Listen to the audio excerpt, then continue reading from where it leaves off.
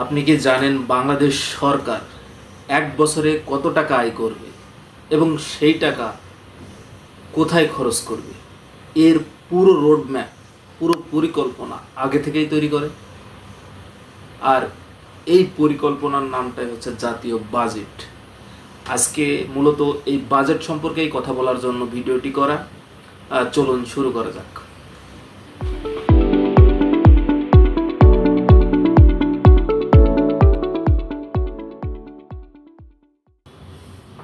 আসসালামু আলাইকুম, আমি মোহাম্মদ ফিরোজ খান। আজকে জাতীয় বাজেট কি, কিভাবে তৈরি হয়, আজ পুরো ঘটনা আপনাদের খুলে বলবো। ধরুন, একটি পরিবার মাসের শুরুতেই হিসাব করে যে তার মাসিক ইনকাম কত হবে এবং কোন কোন খাতে খরচ করবে। ঠিক একইভাবে আমাদের দেশে সেম স্টাইলেই পুরো দেশটা কিভাবে চলবে, কোন কোন খাতে কি পরিমাণ কিভাবে খরচ হবে, এই নিয়ে একটা রোডম্যাপ পরিকল্পনা তৈরি হয়। আর এটি মূলত আমাদের বাজেট।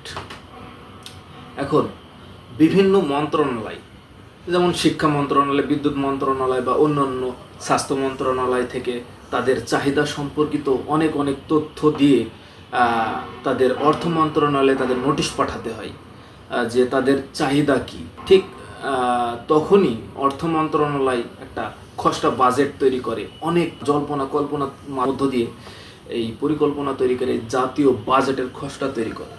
পরবর্তী জাতীয় সংসদে সেটাই উত্থাপিত করা হয়। 11ই জুন যে বাজেটটি আমাদের সরকার দিয়েছে সেটি হচ্ছে 9,38,000 কোটি টাকা। মানে দেশের ইতিহাসে এটি সর্বোচ্চ লেভেলের জাতীয় বাজেট। সরকারের আয়ের প্রধান উৎস হচ্ছে কর এবং ভ্যাট, দেশীয় এবং বৈদেশিক ঋণ, সাথে সরকারি অনেক উন্নয়ন প্রকল্প থেকেও সরকার আয় করে থাকে।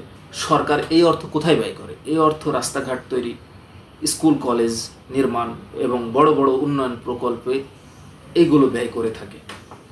2026-27 অর্থ বছরের যে বাজেটটি প্রণয়ন করা হয়েছে এটিতেও গুরুত্ব দেওয়া হয়েছে যে অর্থনৈতিক স্থিতিশীলতা, কর্মসংস্থান সৃষ্টি এবং মূল্যস্ফীতির বিষয়ে গুরুত্ব দেওয়া হয়েছে। এখন মনে রাখতে হবে, জাতীয় বাজেট শুধু আর্থিক বাজেট নয়, এটি দেশের উন্নয়নের একটি জাতীয় রোডম্যাপ।